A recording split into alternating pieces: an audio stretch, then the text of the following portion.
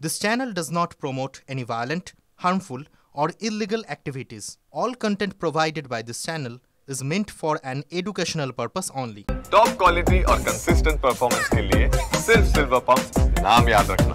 মাঝে আর মাত্র একটা রাত। মন্দির উদ্বোধনের পর প্রথমবারের মতো দীঘায় মহাসমারোহে হতে চলেছে রথযাত্রার উদযাপন, তাও আবার পড়েছে সপ্তাহান্তে। ফলে দীঘায় আগত ভক্তদের সঙ্গে সাধারণ পর্যটকদের ভিড়ও বাড়ছে হু হু করে। প্রশাসনের কর্তাদের বড় অংশ মনে করছেন রথযাত্রার পুণ্যলগ্নে দীঘায় আগত ভক্তদের সংখ্যা 2 লাখ ছাপিয়ে যেতে পারে। আর এখানেই মাথা ব্যথা বাড়ছে হোটেলে জায়গা নিয়ে।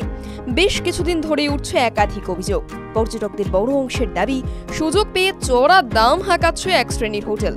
আগাম বুকিং করলেও বাড়তি টাকা না দেওয়ায় তাদের ফিরিয়ে দেওয়া হচ্ছে। রথের সময়ও একই ছবি দেখা যাবে না তো?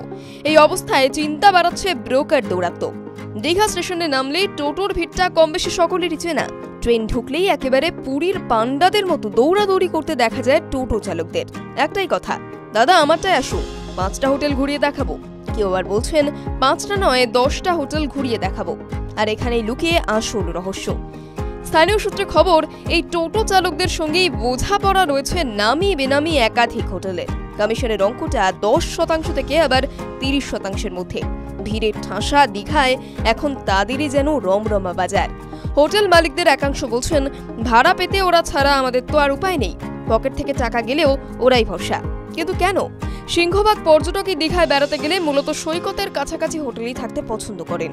আর তার ফলে আক্ষেপ বাড়তে থাকে তুলনামূলকভাবে পিছনের দিকে হোটেলগুলি। সেই কারণেই ভরসা টোটো চালকের দল।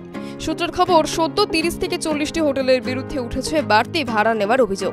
অভিযোগ এসেছে দীঘা শঙ্করপুর উন্নয়ন পর্ষদ এবং দীঘা মোহনা থানায়। তারপরই তৎপর হয়েছে প্রশাসন।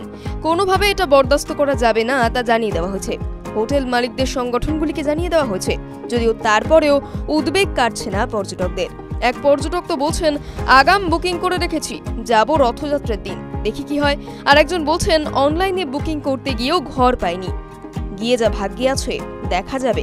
TV9 Bangla digital.